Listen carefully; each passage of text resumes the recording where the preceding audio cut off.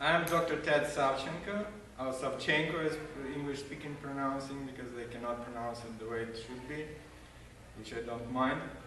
And I used to be a neurologist, and I practiced for 11 years until I turned to the alternative medicine.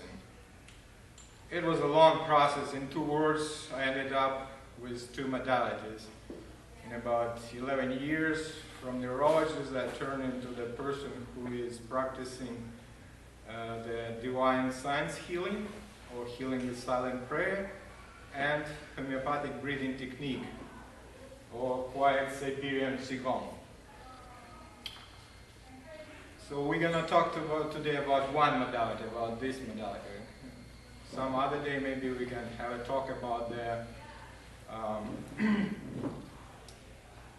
healing with the divine science, with the prayer, which doesn't have any words, which is my kind of main occupation right now. This is my second main occupation.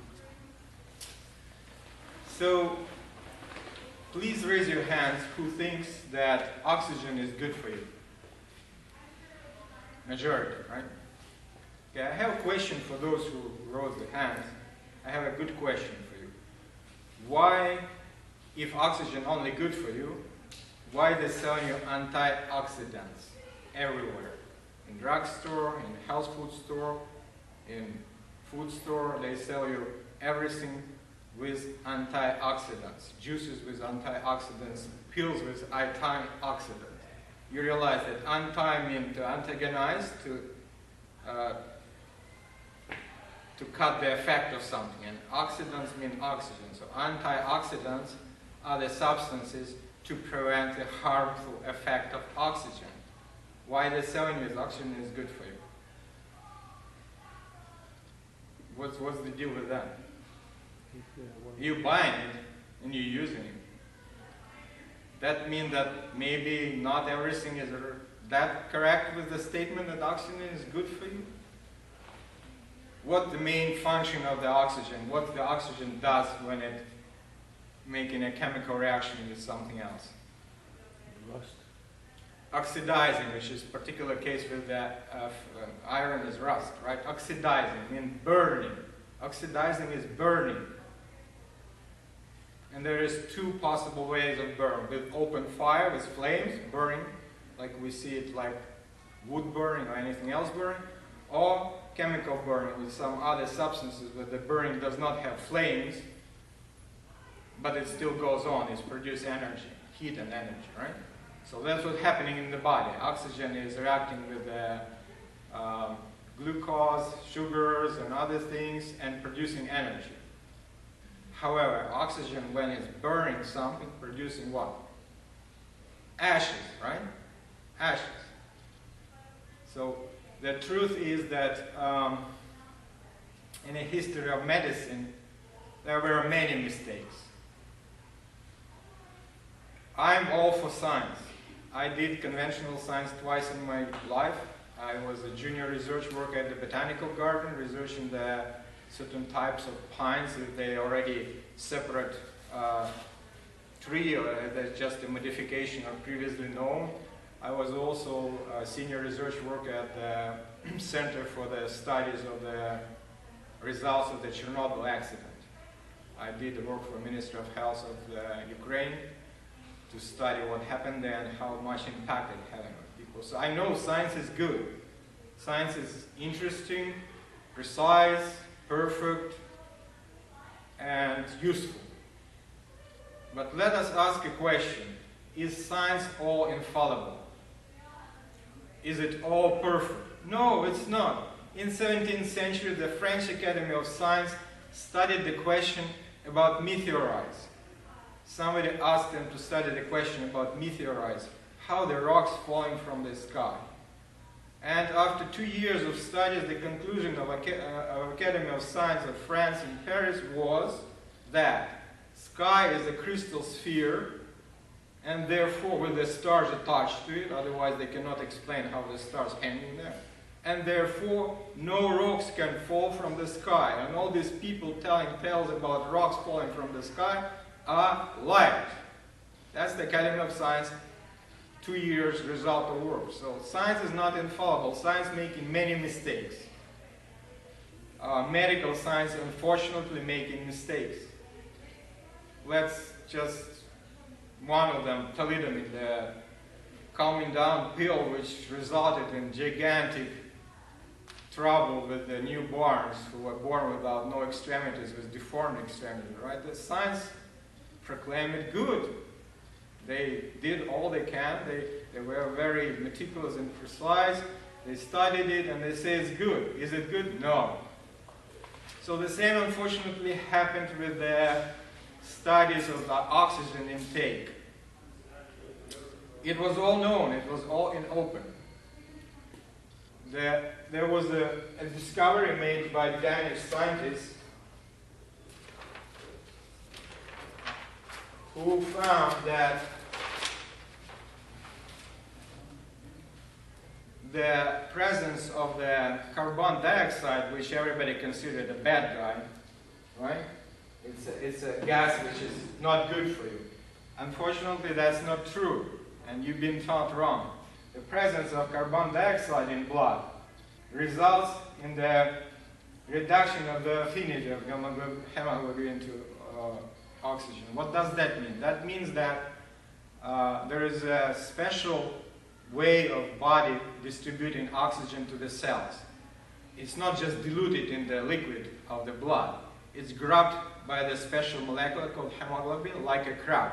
It's grabbing with its claws, and then it's locking the claws. There is a lock there. And then it's going from the lungs to the body, and you have to have the key to unlock that lock to open the oxygen to get into the cell. Guess what is the key? Carbon dioxide. Carbon dioxide is the key to open that oxygen to get into the cell. If there is no enough carbon dioxide, the key is not open. The blood filled with oxygen streaming by the cell, returning back to the lungs, and nothing happening. And that's a result of so-called overbreathing or rapid chest breathing, which you've been taught is good for you. Every exercise is aerobic. You've been studying, probably many of you, aerobics. The exercise when the oxygen is supposed to be flowing into your cells because you breathe deeply. And you always taught breathe deeply, right? How many people heard that deep breathing is good for you? Quite a lot. Okay? The truth is that because of this effect, what's happening is that carbon dioxide during the rapid chest breathing is getting lost from the system very quickly because it's just diluted in the liquid part of the blood. Oxygen is staying there, but now without the key, it's useless. The cell cannot receive it. So what's happening with the rapid chest breathing, or deep breathing as people call it, which is incorrect because it's not deep breathing. It's rapid chest breathing. You're breathing with this part of the lungs, and you're breathing rapidly, and you can hear the breathing. You can hear the sound. The nostrils is going like this. And with this breathing, you're getting a lot of oxygen in the blood, true. That's correct. But you're not getting it distributed to the cells. So you're having the oxygen deprivation of the cells with the deep breathing. That's why a lot of yoga breathing, Zen breathing, a lot of other Eastern and Oriental teachings are practicing their relaxed, calm breathings. Because those breathings, when you greatly reduce the minute volume of the intake of the air, are getting more oxygen to your cells. Later on, we're going to make a little presentation. We're going to try it, how it's happening on your own self. You will see it. We will try the test. We will do the test, and you will see that that's exactly how it is. And it's unfortunate that medicine lost that fact. This discovery was forgotten. Not only Dr. Bohr discovered this effect, 3 or 4 other doctors from other countries simultaneously on different times discovered the same effect and described it and wrote it in the proper medical scientific literature, and it's all now forgotten. And the current teaching about breathing, which is prevalent, predominant, and distributed to the population, is leading to the massive increase of chronic diseases. They call the diseases of civilization. This is diabetes, asthma, high blood pressure, heart problems, chronic inflammations, and many others. Those are the most kind of bulk of them, right? This is not the bulk of diseases science know about humanity. They take probably 5% of all diseases known, but by the percentage of population who suffer from those conditions, they are the bulk. Majority of people suffer from one of those conditions, or in the early stages or in progressed stages. And this is the result of the wrong teaching, the result of the wrong paradigm being pushed onto people, and they assumed it, and they learned it, and they use it. And the result is that we're pouring millions and millions of dollars every year into medicine, and you know that they every year saying we need more, and we gladly agree. We want them to be effective, so we give them more every year. And if anybody would check the statistics of chronic illness, it's increasing in every Western country, in every country where we have the Western medicine. It's increasing. So does anybody see something wrong with that? We give more money for the prevention of disease and we're getting in the result more chronic diseases. It's a problem, right? It's a challenge. This is one of the things which remedy this challenge, and I think in about 50, 70 years this will be taught in every medical university, medical school, and people will know about it. It will be a normal thing. But today it's a weird thing because it's contradicting the mainstream, right? Now, other thing is that by using the system developed through probably 70 years by now, people who would study this system would need about 5% of remedies they currently using. Now my question to you is, who's gonna fund the research or practice of that system, which would put pharmacists out of business? Nobody gonna fund it, because most of the medical studies and medical things are funded by the pharmaceutical companies. They are the majority who poured money into medicine. They would not kill themselves. They would not do it. So we have to do it. You and me, we have to do it, because nobody else would do it. We have to realize what's going on first, that the system is broken because it's assumed the wrong teaching about the whole part of physiology. This is a very important part of physiology of a human being, and it's taught wrong in medical schools and to the public as well. We have to spread the news, we have to practice it first, we have to try it first, own it, right? And then we have to spread the news. We have to let more people know that you can be healthy, you have inner remedy. Now, who remember what the old type of fire extinguishers were? They're probably not in use right now. They were dry carbon dioxide extinguishers.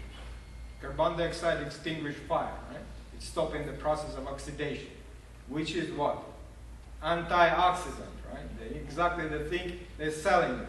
But you have it inside of you, you don't need to buy it. You just need to preserve it, collect in your lung system and bloodstream, and it will do exactly the same thing. Even better, because this is the most potent antioxidant. It will prevent the harmful effect of the excessive quantity of oxygen. I'm not saying that oxygen is not needed. It's well needed. Without it, it will die in 2 minutes. The problem is that it needed in a very small, certain, probably 1/5 of what we currently consume, dimension. If it's going more than that, it starts harming, it's producing the free radicals. It's having effect of destroying the complex compounds inside of the cell, and then you have broken pieces of the complex compound, and they're toxic. Now the body is in a business of eliminating them, and you're all busy. All your body is like working hard to eliminate the toxic effect of the so good oxygen, which was supposed to be good. Now, just to pay tribute to the person who discovered this first, and he is my teacher, and he taught me that system. A couple of words about Dr. Buteyko, who in 1952 made this scientific discovery. He didn't know yet about the Bohr effect, but what he did is he was going through the ward, as I did, doing rounds, and he noticed that most patients in the heaviest conditions have heavier breathing. They breathe harder. Later on, he put this table. Can you please distribute this among people? Later on, they put this table, which is describing the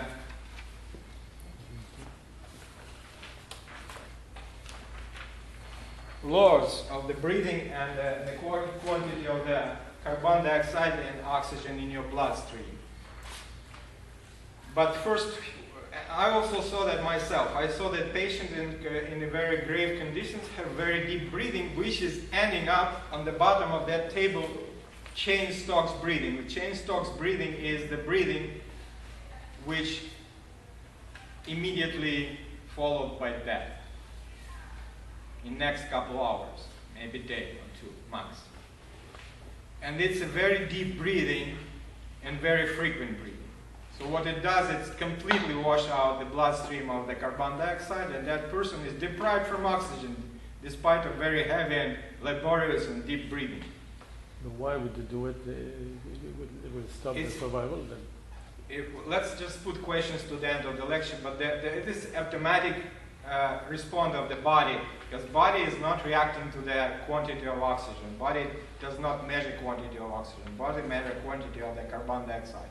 It's an adverse reaction. Its pathological circle is closed now, and the body thinking that by increasing the frequency and deepness of breathing, it will get more oxygen, but it's not. So it's doing it more and more and more, and that's it. You have to break it. You have to consciously go in and cut the circle. Otherwise, the body would not be able to do it by itself. So what Dr. Buteyko discovered is that he also himself suffered from high blood pressure in a very malicious form. He discovered that first, and the thought came to him that if he would suggest patients to normalize the breathing, to let it quiet, they might have a betterment. So he tried it on himself first.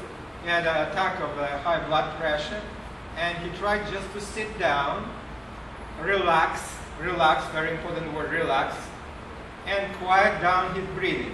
And to his amazement, his blood pressure went lower. Went not to normal, but was much lower than before.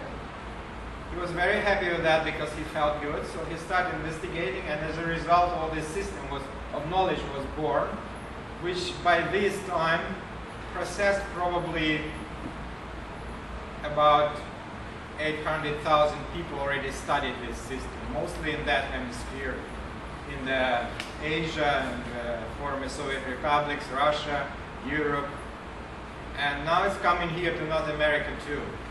The system is endorsed by the British Medical Society as an official system of management of asthma. So it has a serious endorsement of very respected medical body.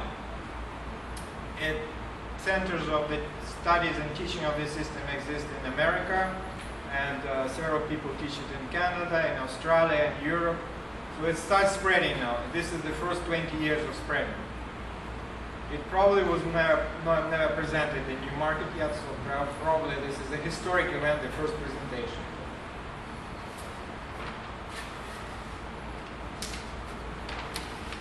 Now, why it is that you do not need the quantity of oxygen they're telling you need?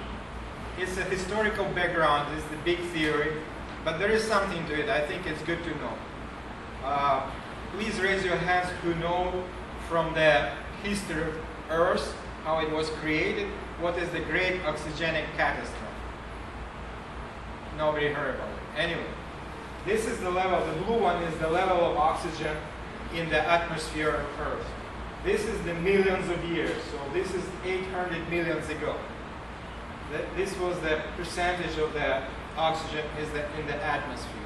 It was very low because Earth was still hot, and the core, the metal core of Earth was actively being oxidized and was eating all the oxygen.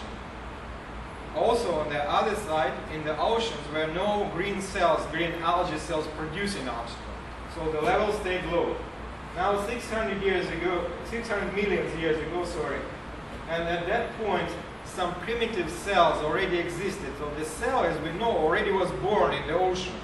Where there was primitive one cell or several cells, living creatures already were inhabiting the oceans.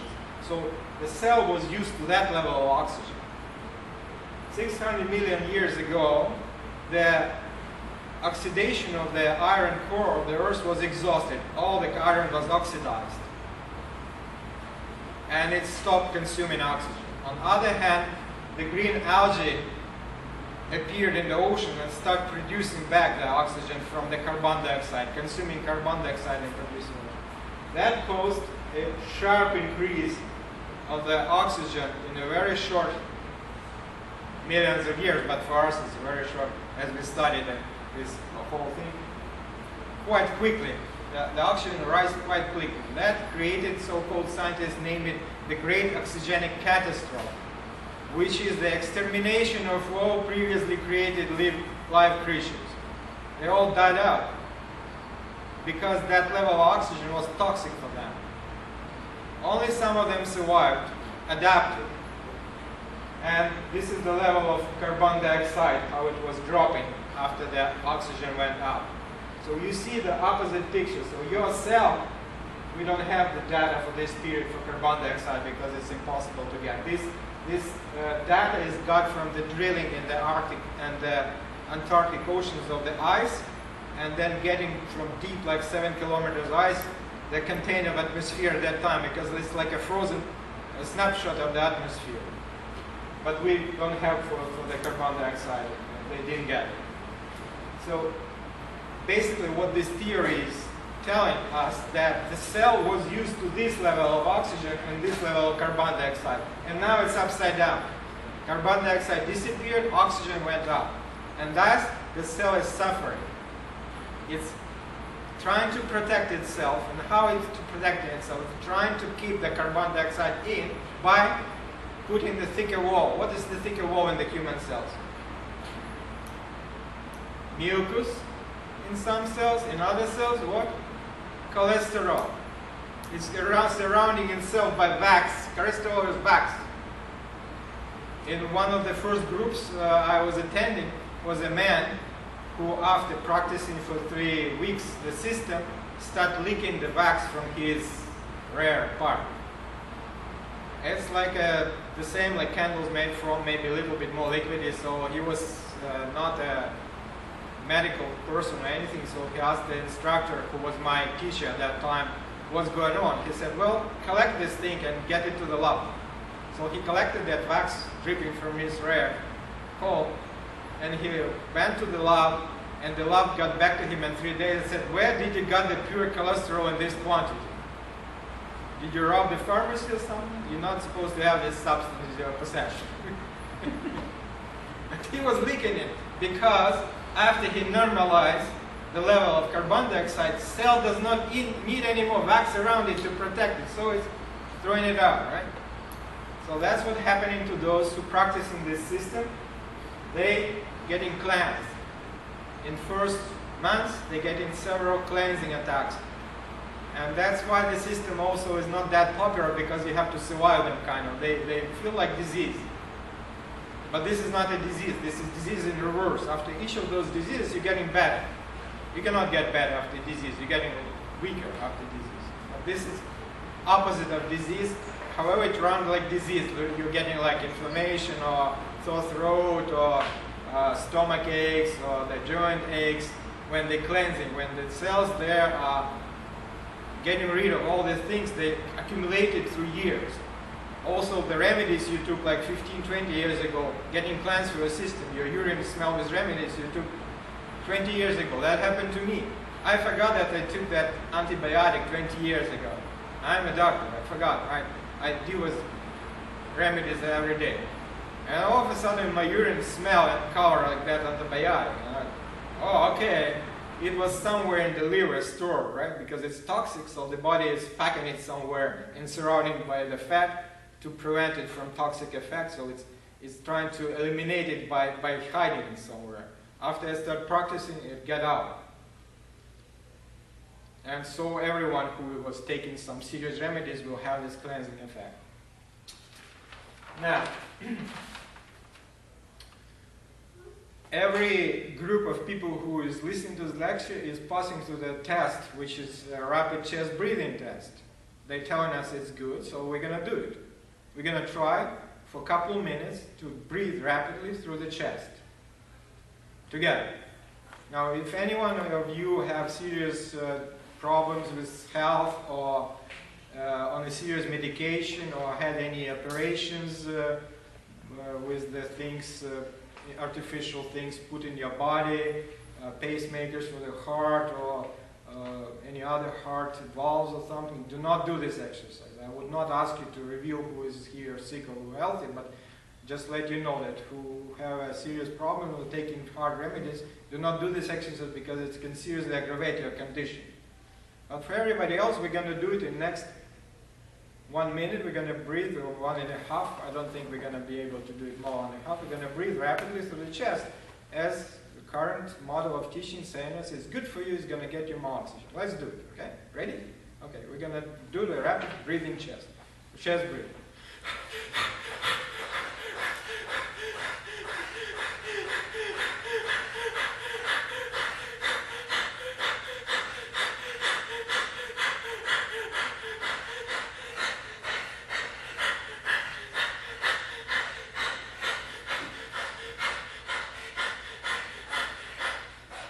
I have to stop. Who can continue, please continue. Who can't, please stop. Okay. Why did you stop? Dizziness. Dry throat, dizziness, tingling in the extremities, right? Lightheaded. Lightheaded. And all these symptoms are the symptoms of the hyperventilation syndrome, which is rapid chest breathing.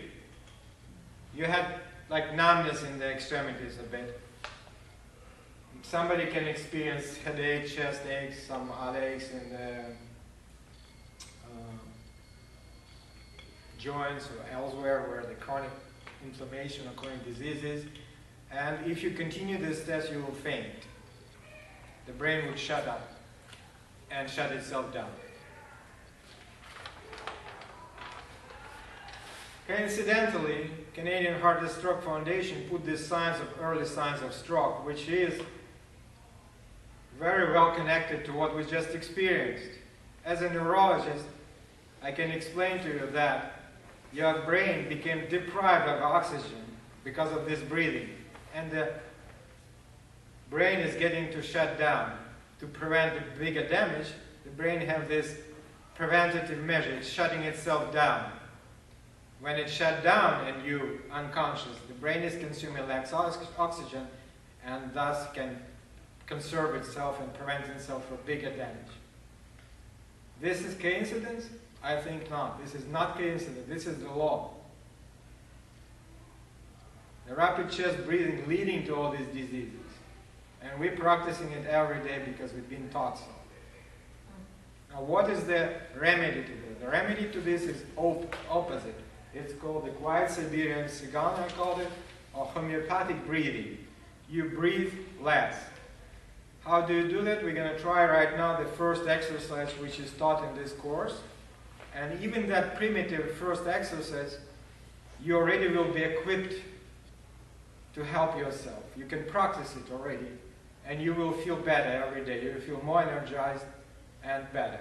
This is not the whole system. This is just the one exercise of that system, but it's given to you now.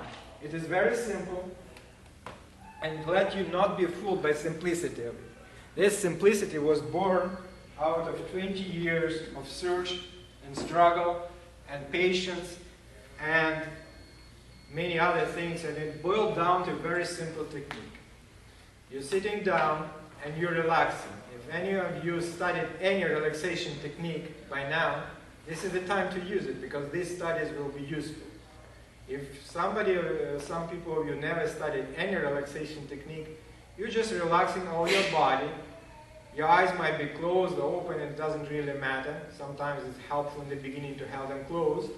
But what you do with your conscious attention, you're scanning like a Xerox all your body, and then when you do that, you can see that parts where the muscle tension is.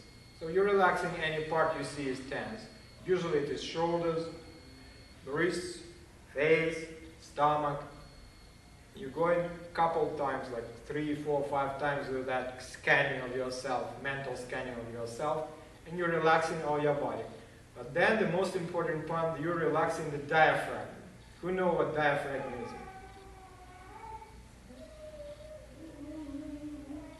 That's correct, it's there where you showed, but what it is? It's inside there where abdomen is, yes, but what's diaphragm? Get the air. Right, right. This is the one big flat muscle which have this dome shape, which covering all the intestines on the bottom. On the top, it's touching the lungs. So what it does, by contracting and relaxing, it helping lungs to move. Because lungs by themselves cannot move. You're breathing not because the lungs move, you're breathing because the chest muscles and diaphragm move the lungs. They, by themselves, are made of very, like a bubbles. If you put the lung in the outside atmosphere, it will collapse in the very small thing because it's all made of bubbles. And inside vacuum in the chest cavity helping them to get to full size. And the muscles moving. One of the muscles is diaphragm. When it's tense, it's getting that dome shape and it's squeezing the lungs, making them less. When it's relaxed, it's making them larger. So what you do, you relax it completely, all the stomach area and diaphragm inside, and you breathe through the nose, only through the nose. This is very important, extremely important, breathing through the nose. And what you do, you just follow several normal breathing patterns. You don't do anything. First you observe. You observe your own breathing by paying attention to it. And relaxing. The relaxation is the key here. Now we're adding to that key component, which is taking 95%, we're adding 5% of something else right now. What we're going to do, we're going to cut the breathing in cycle in the very end of the cycle a little bit short, tiny bit short, about 5-7% only. We're going to stop breathing in a bit earlier than it's supposed to happen naturally.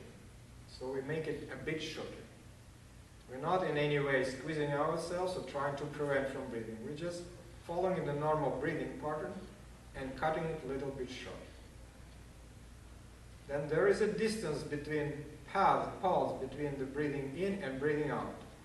What we do next, we make that pause a little bit, tiny bit, no more than 2-3-5% longer. And then we practice that breathing for some time. As Dr. Buteyko used to explain to the kids, and you have to explain to them very simple, you have to breathe like a mouse who saw the cat, very quietly, like you don't want to be seen or heard.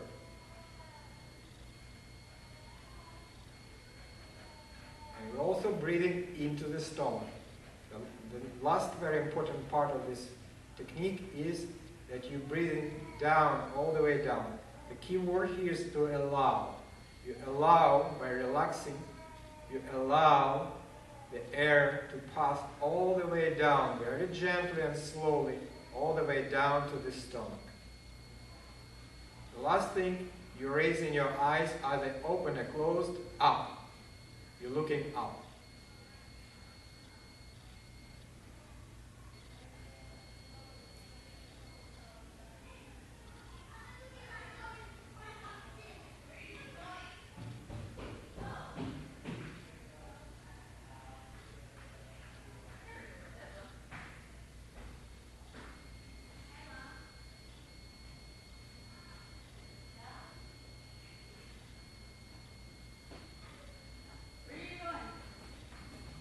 This is it. You can open your eyes and get back to normal life slowly. And that's how it's practiced. This is the core of this system. This is the main exercise of this system, the basics of it. Please raise your hands to experience the warm sensation in the cheek areas or in the stomach area and chest area. One person experienced that. Please raise your hands to experience like sleepiness and relaxation. Many persons experience that. Okay, this is the signs of proper practice. What's going to happen next is you have to practice at least 20 minutes 3 times a day. And it seems to be a lot at first. People getting a bit frustrated that that's a lot of effort. But count this. You can do this exercise anywhere. You don't need to sit. You can do it standing or sitting or laying down. So if you're in the public transit, you can do it. You're driving, you can do it. You're waiting for the appointment with your lawyer, you can do it.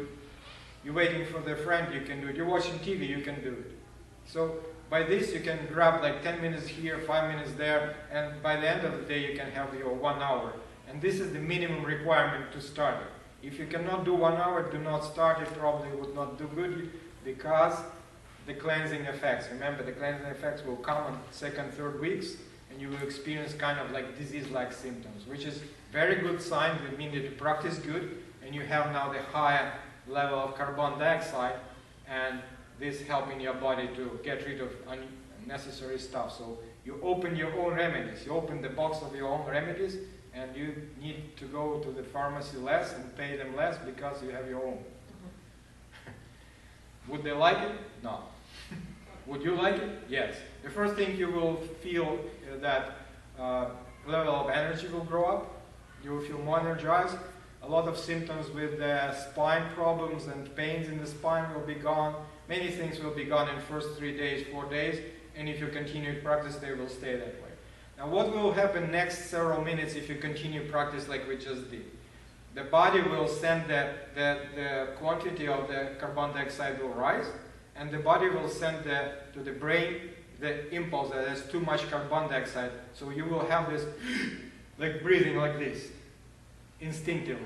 Everyone will have it if practiced properly. That's another sign that you practice properly, that deep desire to make a deep breathing in.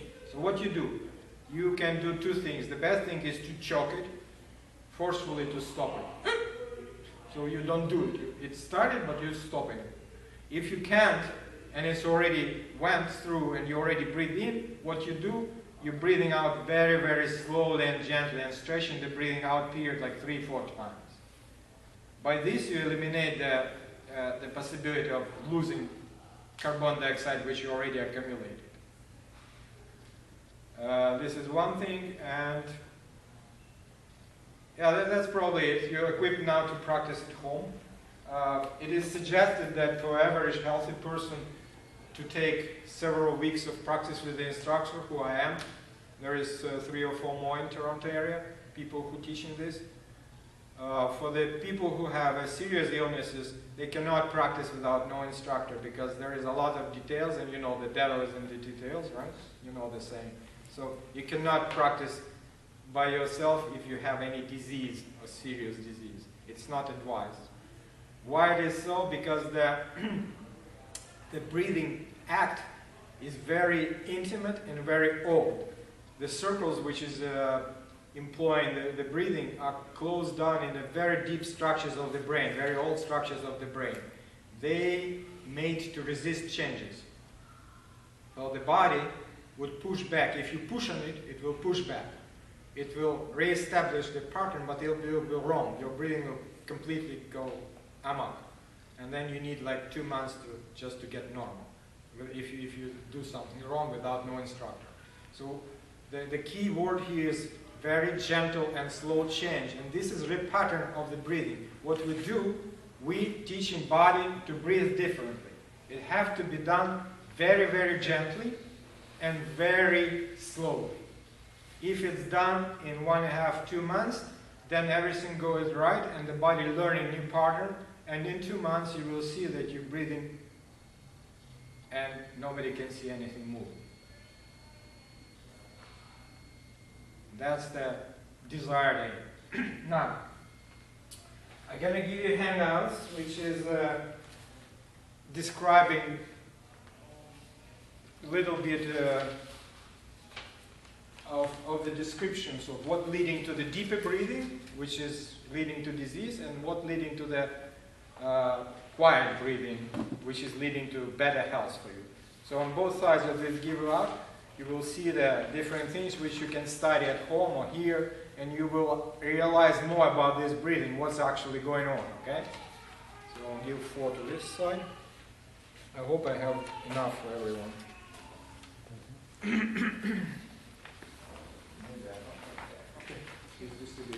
So in this hangout, it is study material for you because you need to learn about this thing in order to practice it. You need to understand how this breathing affecting you and how to cope with the negative effect of this breathing.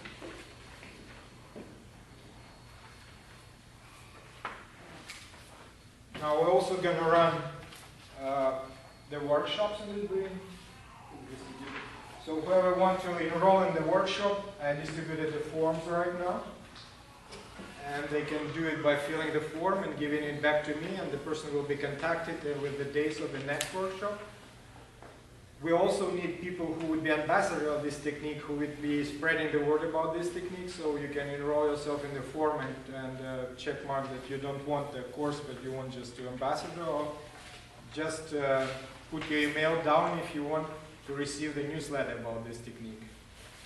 Now, something else lately was passing through my desk, which I want to share with you.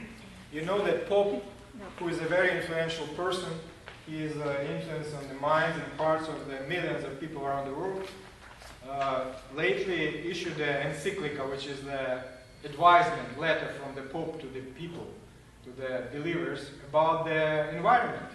Yeah, that was never done. This is first time. And he also mentioned in his letter the climate change and carbon dioxide.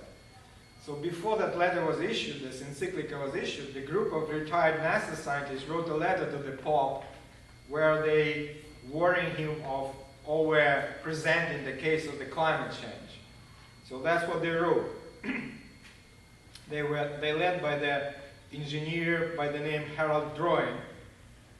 And the letter says, there is no compelling scientific reason for immediate enactment of worldwide CO2 emission controls, as the UN is urging you to recommend in your soon-to-be released, it's already released now, encyclical on the environment, Drawing wrote. This is especially true when we know that carbon dioxide is a very special, colorless, odorless, non-polluting gas designed by our Creator to be an essential chemical compound for sustaining all plant, animal, and human life. This is the words of the engineer of NASA. That's how high they put in carbon dioxide. So I want you to know about it, that scientists are changing their minds too. The truth is getting out, and nobody can stop it. Lecture is over now, so questions and answers, please. Ladies first, sorry. Where do you teach the Siberian quiet? We teach in the North York, and also we teach in the King City, in the James Yoga Studio. Oh, great. Yeah. Okay. The last course was in James Yoga Studio. So are you, would that mean that if you exercise and then you get to a point where you have to like hyperventilate to continue exercising, should you stop exercising then? No, that doesn't mean that. What it means that you need to adapt a new approach to the breathing through exercise. First of all, please understand that muscle work is one biggest contributor to the increase in carbon dioxide in your system. That's why they're so healthy and leading to better health, because the level of carbon dioxide is sharply increasing during the muscle work, and also getting contained there. Okay? So what you do first, when you do the physical exercise, you always breathe through the nose, never through the mouth. Even if you need to open the mouth, you have to restrain yourself from doing so. So if you can, then drop a little bit the level of activity, and you will be able still to breathe through the nose. Second, when you see that you need to sharply increase breathing,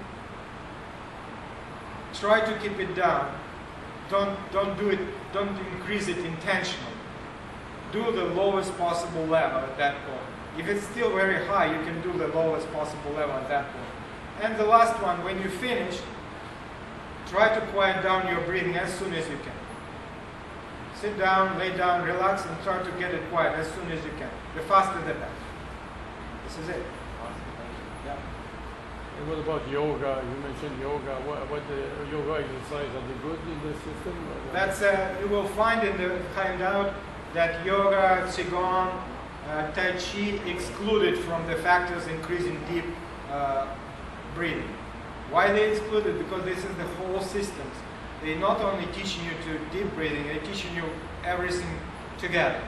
These systems are good. They're not leading to the disease because they developed as a whole. They're teaching you to relax, to abstain from stress, to be able to deal with bigger stress. They're raising your vitality, right? So altogether they accept it, so they're exceptions. So they're all good. Now many questions usually ask about connection between breathing and yoga. There is no direct connection. It was invented without any connection to yoga or anything else. It was invented pure from the scientific standpoint. There is technical connection. You will see when you practice that it's very similar to many yoga exercises. It is not yoga exercise because it's scientific first. Second, it's leading to the effect quickly. Whatever you need in yoga, 2 years of practice, here's 2 months. So it's leading to dramatic betterment quickly. The last thing is that I'm thinking that anyone who practices martial arts, and they also teach breathing in martial arts, would be very happy to learn this technique and have a lot of benefits, because a lot of things will be understood properly with this technique. The person will understand why things done a certain way. As in many systems, they do things certain way, and there is no real explanation why it is done that way. But why do you call it Qi-Gong? Because Qi-Gong is an Asian, Chinese system. Yeah, it is. What's the question? Why do you call it Qi-Gong? Because if it's scientific, it's not Qi-Gong. Qi-Gong is thousands of years old. And, it's very familiar. It's repeating the same pattern, but it's repeating it on a new, completely new level of understanding and a new level of practice. It doesn't have that other component of Qi-Gong, which is spiritual component, which I do teach separately, and they can be put into one system. There is two parts to it. One part is spiritual, another part is physical breathing. So this part is just physical breathing, but it is very near to Qi-Gong. That's why Qi-Gong. So do you recommend like the slowest you can possibly breathe in and out? Would that be the best, or would Yes. Yeah. That would be the best. If you look at the table I gave you, you will see the volume of ventilation per minute. I don't have one left for me. Give me the table for a second, please.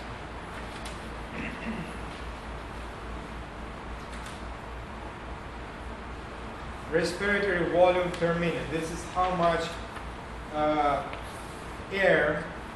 liters of air going per minute through the lungs. The higher the amount, the sicker the person is. If that's going more than 13 liters per minute, the person is near death. If that's going less than 2 liters per minute, the person having altered consciousness state and very blessed. More questions, please?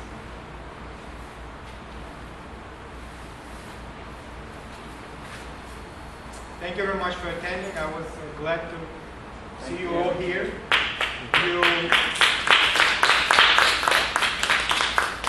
You now have one more tool in your toolbox. You can use it.